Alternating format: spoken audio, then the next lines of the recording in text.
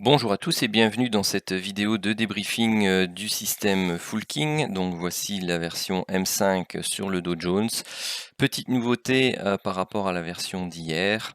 Donc vous voyez ici que maintenant le stop loss, vous pouvez le décaler par rapport au, dans ce cas-ci, comme c'est un achat au bas de la boîte, d'un certain nombre de points en fonction de l'actif. Donc ça se règle dans les paramètres. Vous avez également maintenant un niveau de mise à BE qui peut être indiqué suivant un certain pourcentage du niveau de TP1. Vous avez bien entendu le TP1 et le TP2 ici qui est un peu plus haut, qui eux sont calculés de manière fixe suivant la méthode.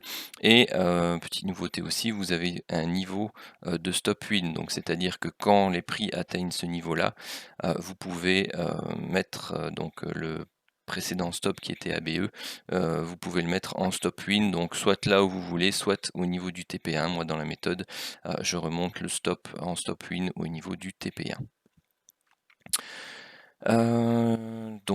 Voilà pour les petites nouveautés. Ensuite, donc pour le débriefing, et bien tout simplement on va commencer pour les éléments qui sont donnés après 10 heures. Donc ici vous avez la divergence qui est donnée à 10 heures pile. Donc on attend le chandelier suivant, donc ce signal-ci pour moi ne serait pas pris en compte par le robot.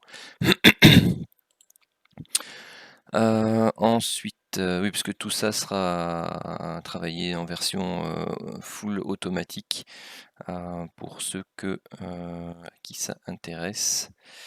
En tout cas, moi, ça m'intéresse. C'est l'objectif. Donc voilà. Alors ici, vous voyez que, bon, moi le BE, en fait, je le mets à TP1. Je le mets pas à ce niveau-là, donc là c'est un exemple. Le souci c'est que pour l'instant, donc il y a une petite chose à corriger, c'est que on doit pouvoir décocher pour ne pas afficher le BE et ne pas afficher le stop win. Pourquoi? Parce que si je mets le BE à 100% du TP1, les écritures seront l'une sur l'autre et donc on verra plus rien ici. Donc c'est pour ça que pour l'instant il est juste à 70% pour que ce soit légèrement décalé. Mais après, vous le mettez où vous voulez, et si vous ne voulez pas l'afficher, eh bien vous aurez la possibilité de ne pas l'afficher si ça vous gêne, si vous trouvez que ça fait trop chargé, par exemple en termes de niveau. Donc ici sur cet achat-là, eh bien tout simplement on va rechercher notre TP1 ici quelque part à 92 points, et ensuite on est repris ABE pour le lot 2. Alerte suivante, c'est celle-ci, et celle-ci, et bien entendu, elle est stoppée à je crois, un point près. Vous voyez, c'est pile poil le niveau. Donc de toute façon, avec le spread, ici, on est ramassé. Donc là, on perd 55 points. x2, hein, bien entendu, parce que c'est double lot. Hein. Mais bon, ça, vous commencez à avoir l'habitude. Donc il y a un lot plein pour le TP1 et un lot plein pour le TP2, comme si c'était deux trades distincts. Ensuite, l'alerte suivante, c'est celle-ci. Vous voyez qu'elle se fait ramasser direct. Donc ici, on a 2 fois un stop de 100 points. Celle-ci, elle se fait ramasser également directement. Donc là, ce sont des stops de 215 points.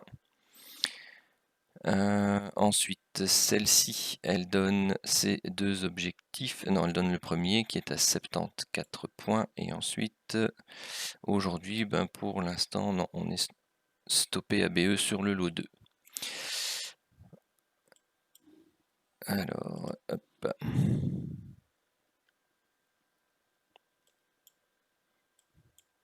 Alors, s'il veut bien réagir, ce serait chouette. Voilà. Je vais dézoomer un peu et vous allez comprendre pourquoi il y a ces deux rectangles grisés sur le graphique.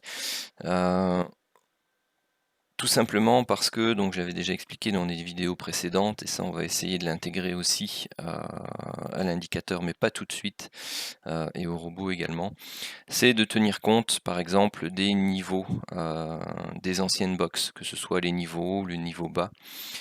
pour tout simplement détecter les zones sur lesquelles vous avez des zones de résistance et de support. Et lorsque vous avez bien entendu une alerte avec un chandelier qui clôture dans cette zone ou qui n'arrive pas à la breaker, donc qui se trouve à proximité, et bien tout simplement ce genre d'alerte, bien entendu, ce sont des alertes que vous pouvez filtrer grâce à vos zones de support et résistance. Donc ici, ça nous évitait un double stop loss de 100 points, et ici, pareil, ça nous évitait un double stop loss de 215 points. Donc c'était les éléments très importants. Par exemple, celui-ci, et il n'y a pas d'historique avec lequel vous allez avoir des résistances. Donc là, pouvait être pris sans souci. Celui-là, il pouvait être pris aussi. Parce qu'il n'y avait rien de significatif, on était au milieu des box précédentes, donc là on pouvait être pris. Celui-ci n'aurait pas dû être pris, celui-ci non plus, celui-ci venait tout casser, donc il pouvait être pris. Voilà, tout simplement, ça permet de filtrer, surtout dans ce type de journée, comme on a cette semaine. Tout simplement pourquoi? Parce que vous allez voir que cette semaine, bon, elle est pas jojo. Bon, ça arrive, hein, il y a des semaines très lucratives et d'autres qui sont plus compliquées. Et en fait, bien tout simplement, hier, on avait ce type de résultat, donc on fait moins 630. Par contre, si vous enlevez les 660 des trades filtrés avec les niveaux, vous voyez que en fait, tout simplement, on est 170, 160, donc enfin on est positif sur la journée.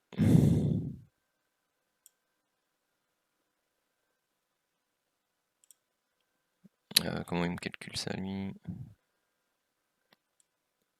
Oui, c'est ça. Donc voilà, donc c'est pour ça que il faut faire assez attention. Vous aviez eu la même chose ici sur ces deux-là, je crois, et sur celui-là également. Donc c'est quelque chose de relativement intéressant à mettre en place. Où était le tout grand? Voilà, c'était celui-là où on se prenait les 200, enfin les 195 de stop loss. Vous voyez où on arrive, c'était pile poil sur les niveaux ici des anciennes boîtes. Donc vous voyez, ça fonctionne très bien. Donc celui-ci était à exclure aussi.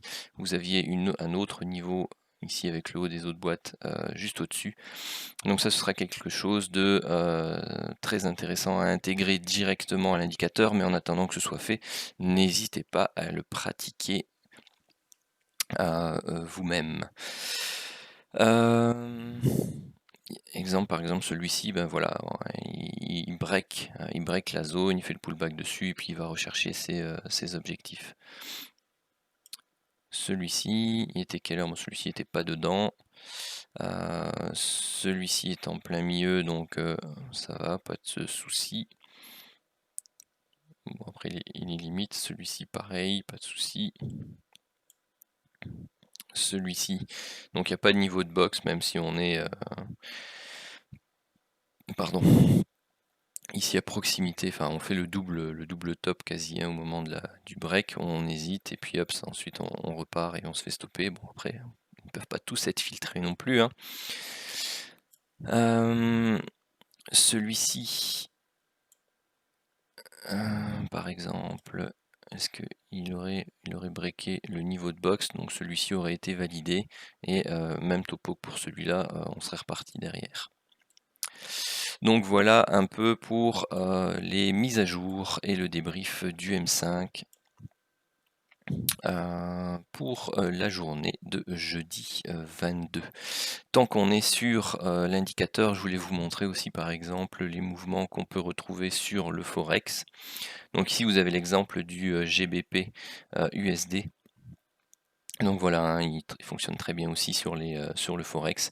Ici, vous aviez eu la boîte, vous avez eu le break, et puis vous allez rechercher votre objectif 1 ici. Vous êtes mis à BE, et pour l'instant, je pense que vous êtes toujours dedans avec le lot 2. Oui, toujours dedans avec le lot 2. Celui-ci, break. Donc pareil, hein, après là sur le Forex, ça dépend comment Ça dépend de l'actif sur lequel vous travaillez et le stop loss que vous avez, enfin l'écart que vous voulez mettre entre la boîte. Donc ici par défaut il est à 3 de mémoire. Bon après voilà, si vous avez l'habitude de travailler à 5 ou à 10, bah, voilà, ça passe. Ici avec A3 par exemple, bon ça passe pas. Ça c'est à vous de pouvoir calibrer aussi ce genre de choses en fonction de votre trading. Parce que sinon donc il donne son TP1 et son TP2 directement. Moi j'aurais plutôt tendance à travailler entre 5 et 10 également. Donc ici, bah, tout simplement il ne va pas rechercher le stop et il va rechercher directement son objectif 1 et pas encore son objectif 2 et vous êtes aussi toujours ABE. Vous avez aussi les setups de divergence. À quelle heure est-ce que c'est donné ça? Hop, c'est donné ici à 20h. Donc après vous partez du plus haut à la clôture, vous êtes à 60 points, donc on devrait arriver quasi à 120. Donc là, bah, vous seriez au moins ABE sur cette divergence-là. Validation ici à 11h. Sur celle-là, bah, après ça dépend à nouveau, c'est pareil, hein, si vous mettez 3 points, bah, vous êtes stoppé, si vous mettez 5 points, vous êtes bon. Et vous allez rechercher vos deux objectifs, qui ici seraient à 45 et 90 points. Pareil, divergence de nouveau validée ici. Hop, si vous allez rechercher les 100%, vous allez être à 55 et 110 points déjà sur les divergences ici. Donc vous avez, vous voyez, hein, différentes possibilités. Et ah oui. Hop. Donc celui-ci donne son TP1, son TP2. La divergence qui est là, elle va donner aussi son TP1, son TP2. La divergence qui est là, elle par contre, elle va se faire stopper, puisque c'est sur ce chandelier là. Donc celle-là c'est moins 50 points x 2. Celui-ci il donne son TP1, stop win, et donc il donne 2 fois le TP1 en fait. C'est ça le fonctionnement du stop win, hein. Par exemple ici vous voyez, vous êtes ici, vous montez, vous prenez votre TP1, vous êtes mis à BE, ici vous n'êtes pas repris sur la fluctuation, on monte, on n'arrive pas au TP2 mais on a atteint le niveau du stop win, et bien vous montez tout simplement votre niveau de BE au niveau du TP1 et quand on redescend, et bien tout simplement on se fait un deuxième TP1. Donc voilà, bon voilà, ça fonctionne, bon ça fonctionne aussi sur le Nasdaq. Vous voyez par exemple déjà celui de ce matin, vous auriez atteint votre TP1. Bon, avec le spread, peut-être que ça joue un petit peu puisque c'est pile poil dessus. Donc après, ça c'est à vous de voir aussi, hein. Pareil, quand vous aurez la version full automatique, ça ne vous empêche pas d'intervenir sur les positions qui sont prises par le robot. Vous pouvez tout à fait intervenir sur les différentes positions du robot. Donc si elle ne vous plaît pas, vous pouvez la couper. Si vous voulez déplacer vos TP, vous pourrez déplacer vos TP. Si vous voulez déplacer votre stop loss, vous pourrez le déplacer. Si vous voulez vous mettre à BE plus rapidement que le robot, logiquement, ça devrait être possible. Non, le BE, non. Et lui, à mon avis, je pense qu'il le remettra à jour automatiquement à chaque tick. Donc, ça sera peut-être pas possible de le déplacer. Donc, ça, c'est quelque chose qu'il faudra qu'on regarde peut-être. Donc ça, ce sont des trades nocturnes. Par exemple, la journée d'hier, si on fait aller le Nasdaq sur la journée d'hier, à partir de 10h, c'est ici. Donc vous avez eu un achat au matin. Vous allez rechercher ici votre TP1. On touche le BE, je crois, pour le TP2. Oui, on touche le BE. Sur cette alerte-ci, bien vous allez rechercher votre objectif 1 et votre objectif 2. Donc là, ça faisait 29 points. Bon, là, c'était un tout petit, hein. C'est ça, c'était un tout petit. C'était 12. Donc c'était 33 points. Donc ça faisait un petit 60 points là déjà.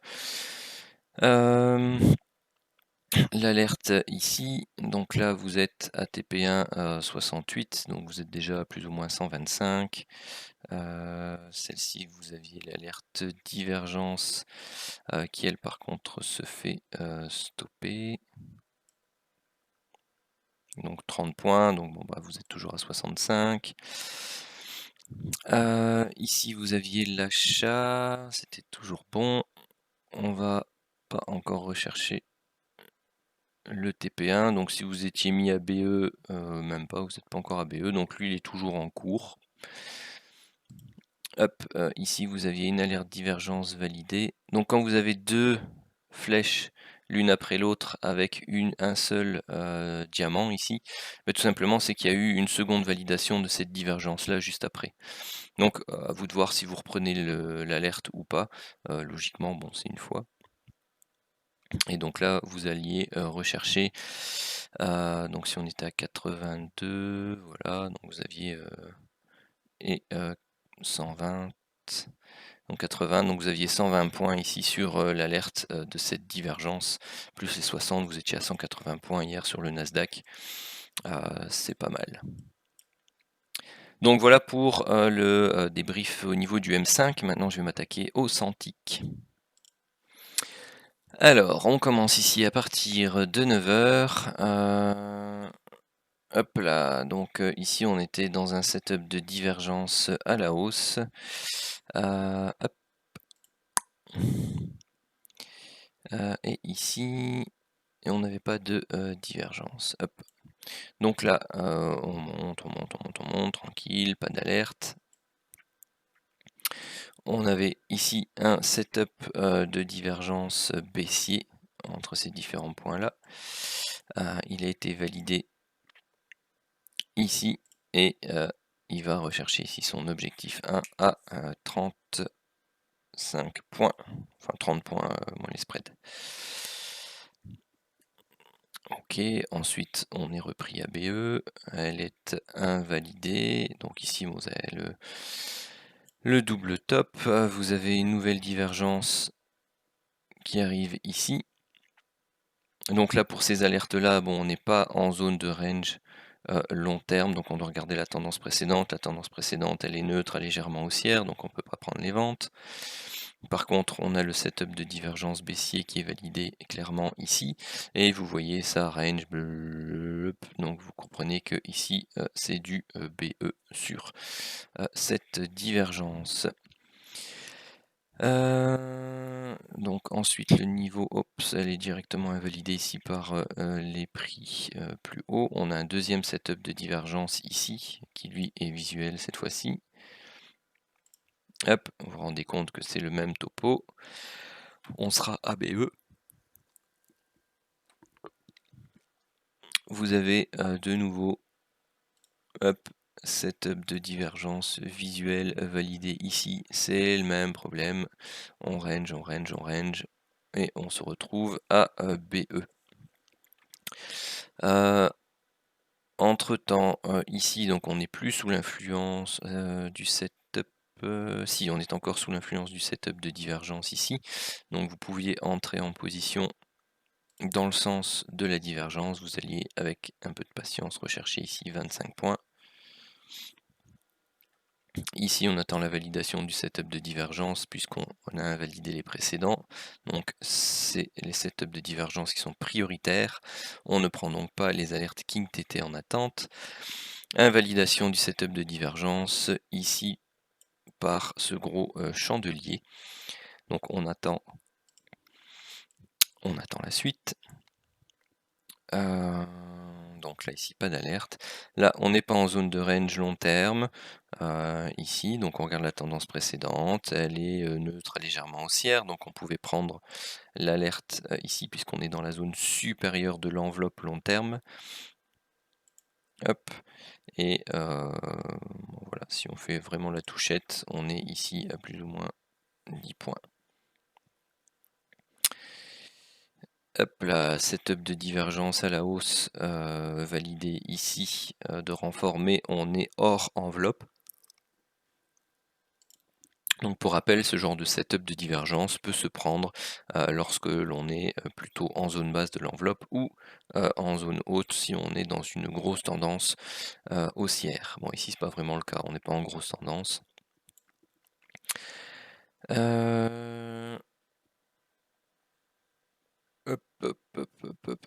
Donc pas de setup de divergence baissier. Donc ici on pouvait prendre toujours. Ah non, si oui, on n'est pas en zone de range long terme, donc on pouvait prendre ici l'achat 24 points, vous baissez, vous remontez.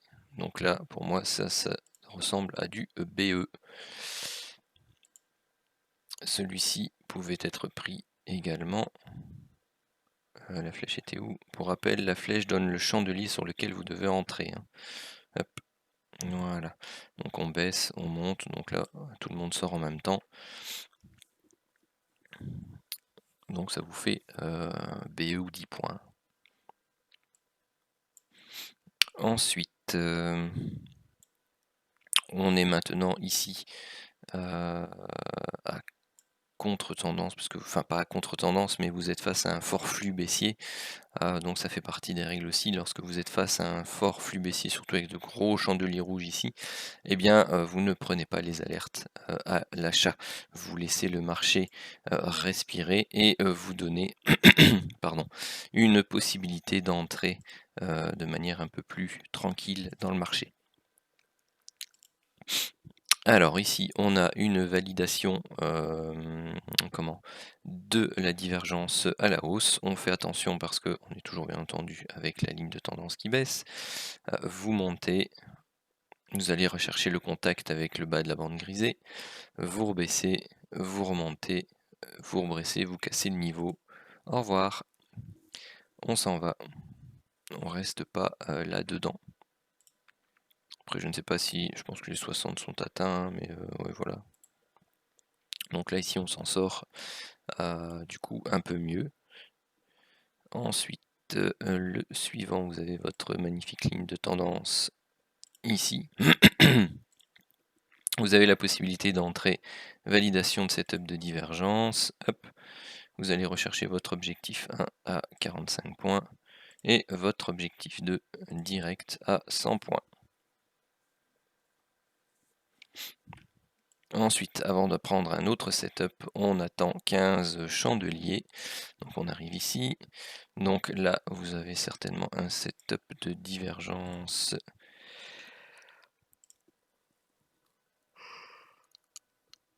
Pardon. Qui pour moi serait validé plutôt sur celui-là. Bon, allez.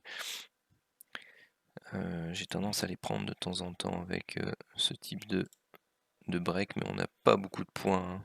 Donc vaut mieux attendre dans tous les cas celui-là, s'il est suffisant.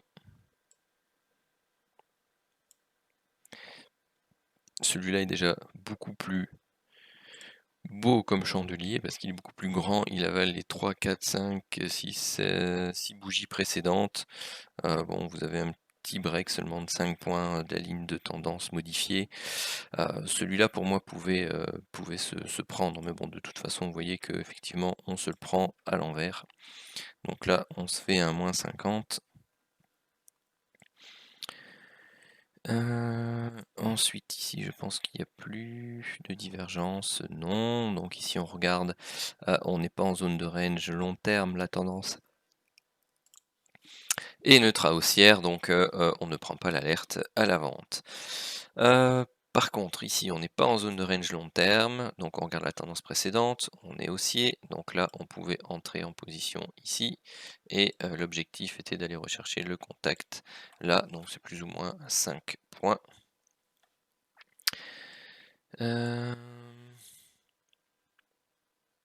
Ensuite, vous avez aussi les setups ici, mais vous voyez qu'ils sont validés en zone grisée, donc on ne les prend pas. Ici, on est en zone de range long terme, on n'est pas en zone grisée, donc on pouvait entrer ici et on pouvait aller rechercher l'objectif de 20 points sur ce trade là. Celui-ci, on n'est pas en zone de range long terme, donc vous regardez la tendance précédente, elle est haussière à neutre, donc on ne pouvait pas prendre la vente. Ici, setup de divergence non validé. Tout simplement pourquoi? Parce que vous avez votre ligne de tendance qui est ici. Oui, ici, donc vous réajustez à la mèche, à la mèche, à la mèche, à la mèche, hop, non validé. Vous avez un autre setup ici qui est invalidé directement derrière par les prix et par l'indicateur qui refait un plus haut. Donc ici, vous êtes pas en zone de range long terme, donc pas les points bleus. Donc vous pouvez prendre l'alerte du King TT ici puisqu'elle est en zone haute et dans le sens de la tendance précédente. Donc là, vous preniez 20 points. Ensuite, setup de divergence baissier validé ici. Hop, et on sort là, moins 45 points. Setup de divergence baissier validé par celui-là. Je regarde l'heure parce que où vous alliez rechercher 30 points et un BE pour le lot 2.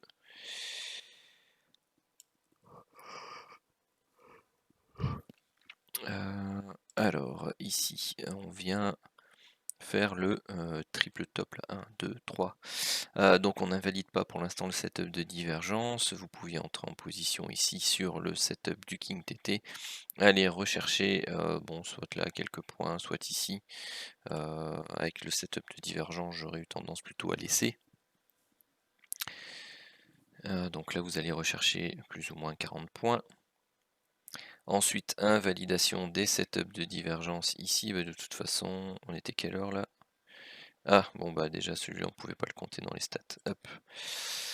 Parce que je m'arrête à 21h30, 21h30 qui est ici. Donc voilà, on va aller faire les comptes pour donc la journée de jeudi. Donc on était à 30, plus 25, plus 10, plus 10, moins 30, plus 45, moins 50, plus 5, plus 20, plus 20, moins 45, plus 30. Bon voilà, c'était pas non plus exceptionnel. Ça fait 2 semaines où les marchés sont pas très sympas. Bon après, vous voyez que bon, on s'en sort bien sur les semaines, ça fait des beaux petits résultats, mais je vais dire qu'au vu du nombre de trades perdants qui est 5% plus élevé que les 9 mois précédents, vous voyez que c'est un mois qui n'est pas forcément évident. 1, 2, 3, 4, 5, 6, 7, 8, 9, mais la méthode tient le coup. C'est ça le plus important. Et 3. Donc là on a 30, plus 25, plus 10, moins 30, plus 100, moins 50, plus 45, moins 45, ok, 95. Donc là on a un BE en plus, donc on a 8, 3, 4. Hop là, donc là on est bien à 41, 41. Voilà pour les stats d'hier. Donc 70 points sur l'objectif 1, 95 points sur l'objectif 2. Si vous êtes gourmand et que vous prenez les deux, vous pouviez aller rechercher les 165 points. Bon, aujourd'hui, ça compense pas non plus si vous n'aviez pas filtré, tout simplement, ça compense pas. Hop.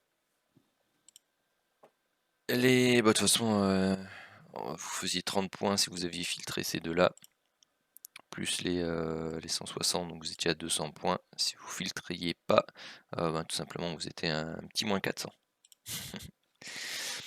Voilà pour le débrief de jeudi. Je vous souhaite une très bonne journée de trading à tous.